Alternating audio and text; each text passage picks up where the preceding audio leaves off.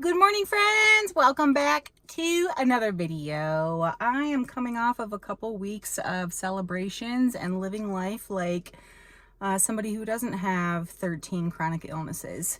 I celebrated my birthday, and since Memorial Day, I have had a total of 3 groups of visitors, and I have not had visitors since 2024 because of how bad my health was. And so I would say that my heart and soul battery is at 100%, and my body slash chronic illness battery is on maybe negative 100. So totally worth it, though. I think that I would do this again in a heartbeat, despite being in one of the worst flares to date. I'm definitely feeling a lot better today than I have been over the weekend and over the last several days. But today I am heading up to Denver to get a ambulatory blood pressure monitor placed. I don't know if it's going to be over my chest or if it's going to be an arm cuff or what the situation is. So I'm going to take you guys with me and we'll figure out what that looks like, because I have been having, as you guys know, my blood pressure spikes in the middle of the day and then it's very low in the mornings and evenings. But lately, over the last couple of weeks, my blood pressure has been tanking and I have been passing out a lot more. So we're going to try to dig into what's going on there. And then I also, throughout the night, despite being on constant airflow through my CPAP machine, my oxygen's still dipping down to like 89, 86%, and normal person, or like, you know, the lowest it should go is 93%. Most people get between 95 and 90 or 95% and 100% of oxygen, and so not great. And I've been having like burning sensations in my lungs, some esophagus spasms, and just a whole slew of other things. We like to keep it interesting, don't we? So I'll catch you guys up on all of that, but for now, let's go ahead and just get on the road. It's going to be a blazer today. It's already 80 degrees at 9 a.m. And it's supposed to be like 101 today, so I'm going to try to stay cool. Let's get this show on the road. In 2024, I had a whole slew of new symptoms arrive, and that sort of cascaded me into 2 years at this point of additional medical testing, new diagnoses, and it was really around that time that I decided that I needed to put myself first. I was always putting people ahead of my own needs. I was always masking my symptoms. I was always pushing through. I was always running on absolute empty. And so I decided enough was enough, and I communicated with all of the people that I love that they were going to need to take a back seat to my healing.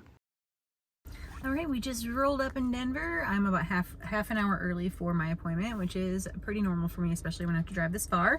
So I'm gonna go ahead and I just have one quick work email that I'm gonna send out, and then I'm gonna go ahead and check in. So let's go. I'm not one of those humans that usually uses lip liner, but I love red lipstick, and the other day when I put lipstick on, it looked like I had like 4 different colors on by the end of the day, and it was like seeping up into the rest of my face. So I got a lip liner, and feels like my lips are ginormous. I don't know if this looks normal, but anyway, cool story. So I'm gonna go ahead and head in, check in, and the only thing that I literally drove 2 hours here, and I'll drive 2 hours back just to get this blood pressure cuff or heart thing or whatever placed. So I tried to see if my neuroimmunologist had any cancellations today, but she does not. So we're just here for this one thing. Hopefully it takes 5 minutes so I can head back home. So let's go ahead and get her done. Oh, it's hot as ass already. So hot. Cannot forget the spindrift. Whew. I stopped feeling guilty about not being able to reply to text messages for weeks on end. I stopped worrying about not being able to answer the phone when my loved ones would call. And I truly rooted down and made understanding my medical conditions and healing my top priority. And honestly, this is exactly what my body needed. There was nobody else's needs to meet, nobody's emotions to attend to. It was a way for me to completely pull back the curtain and create some vulnerability for myself so that I could see reality for what it was and really focus on healing myself. It was definitely lonely, and I really wondered whether or not I would make it through this situation with some of my friends by my side. And honestly, to my surprise, they are all still here.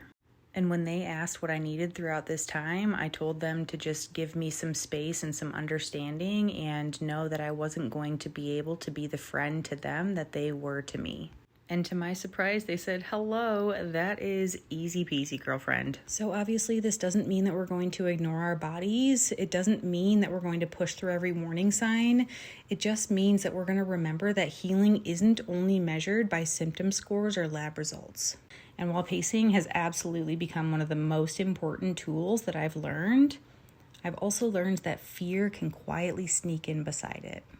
All right, and just like that, we are done. It took maybe 5 minutes. I had the app downloaded before I even got in there, and it's this new technology that just straps onto your chest, and it like connects to the arteries or something in there, and it's gonna just keep track of my blood pressure for 24 hours, and it automatically uploads to the app, and then after 24 hours is up, I just throw this thing in the garbage. Science and technology are wild. So it's better than a heart monitor, especially when I have to wear those for at least a month and my skin gets ravaged. So hopefully 24 hours is going to be no big deal. I am going to start the drive home. It's 2 hours, and I'm going to swing through this place called Ocean Prime. They have a Parmesan crusted chicken Caesar salad that is amazing. And then I'm going to head home. So very exciting.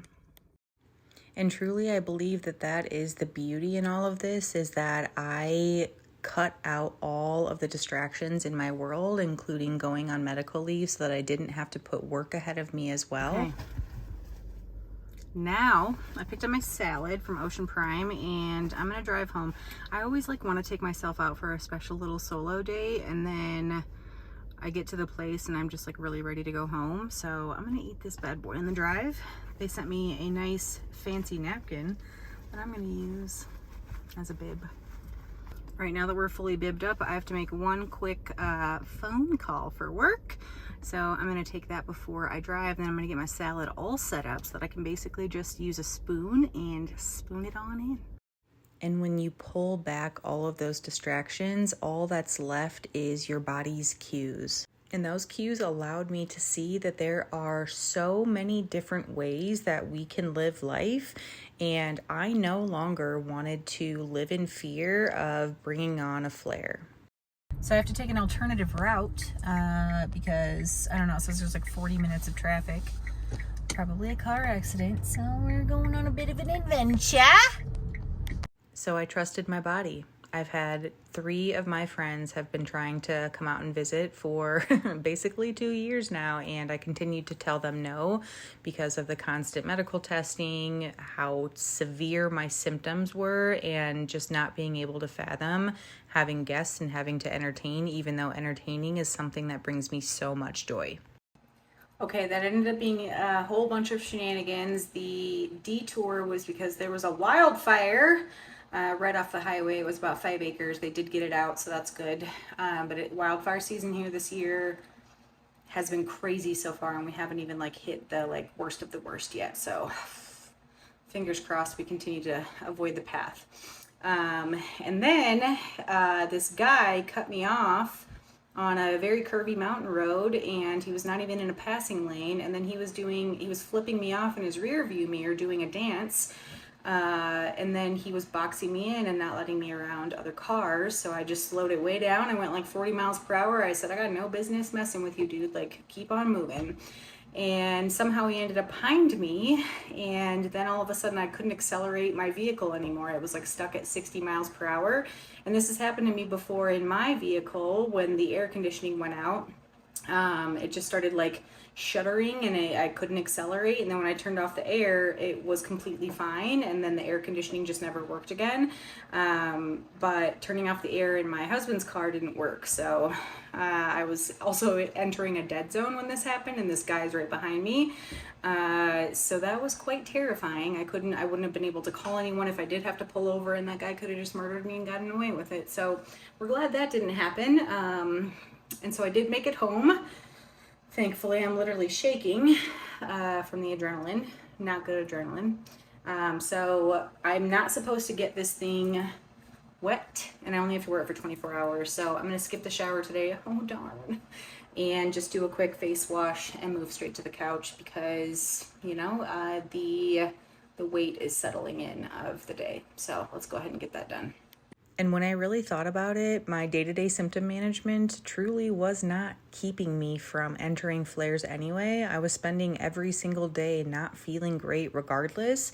And so to me, it was like, why am I going to be miserable and feel miserable? Why not bring some joy into my life, bring some laughter into my world, refill my heart and soul a little bit? And if I don't feel well, I was not going to feel well anyway. I would spend my evenings and my weekends resting and prepping for work, and one day I just realized that that feels pretty backwards, honestly. Chronic illness has already taken so much from me. It's taken my ability to exercise, it's taken my ability to take care of myself, my independence, my autonomy. It's taken my cognitive abilities, it's taken my physical abilities. It has taken so much from me, and I don't also want it to take my relationships. And of course, this does not mean that I'm going to ignore my warning signs or disregard all of the chronic illnesses that I have. It just means that I'm going to look at things a little bit differently. Okay, here's how the smoke is looking from the fire.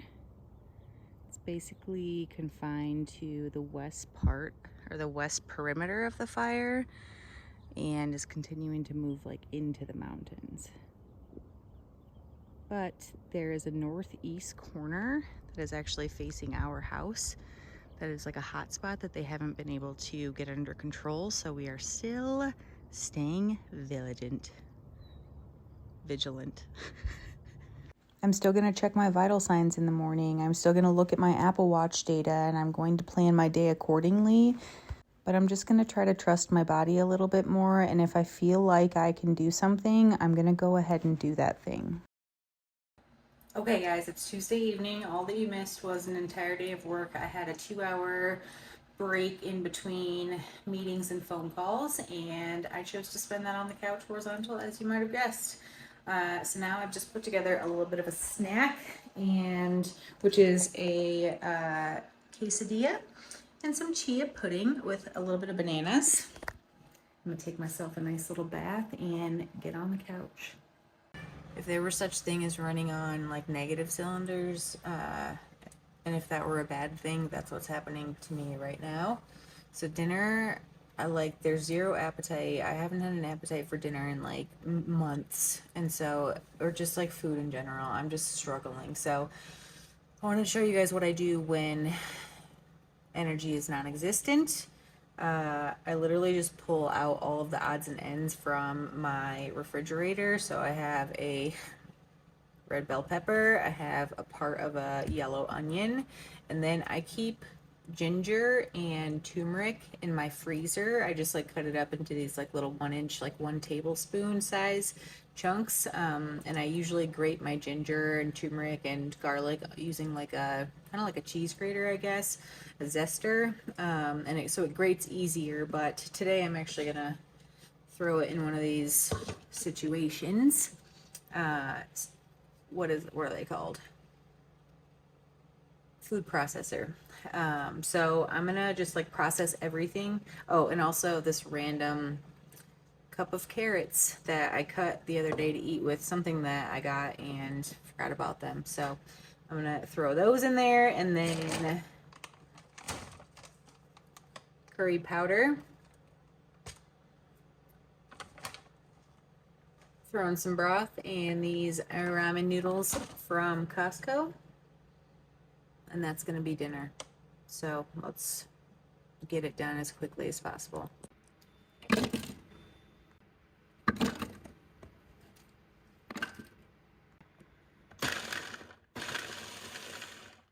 So I'm gonna do this in stages, where I just did the carrots, onion, ginger, garlic, turmeric.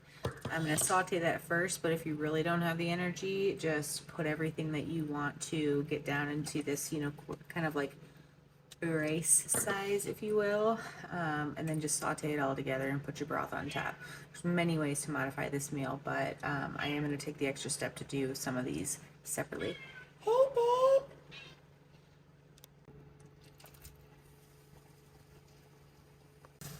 This is straight improv because I literally have no energy to go get any sort of thing to hold this phone, which sometimes is my water bottle.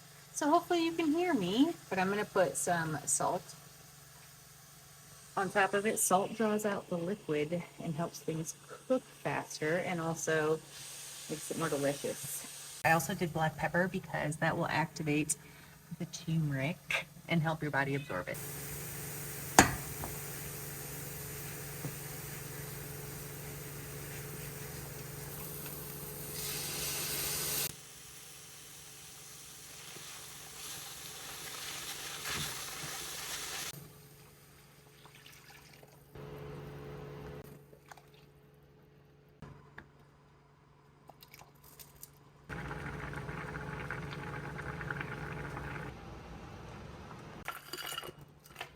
The thing that resonates with me most, though, is that days from now, weeks from now, years from now, I'm probably not going to remember the severity of the flare that I was in after my visitors. What I'm going to remember is laughing so hard that our stomachs and our faces hurt.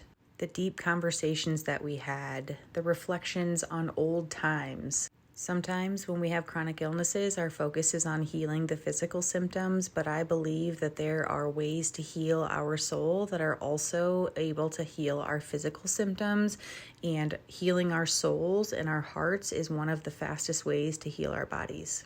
So why don't we go ahead and just put our chronic illnesses in the back seat for a little bit. They're still in the car, they're still there. You just don't get to be in the front seat with me for today. Friends, it's a lifelong journey. We are not experts at this. Our symptoms and our physiology changes almost on a daily basis, and so it's going to be constant ebbs and flows with understanding who you are and what your body needs. But the point is to never stop learning who you are, and sometimes learning who you are is exposing yourself and surrounding yourself with the people that know you better than you know yourself. I love you so much, my sweet friends. I hope that your weekend is filled with things that fill your heart and your soul.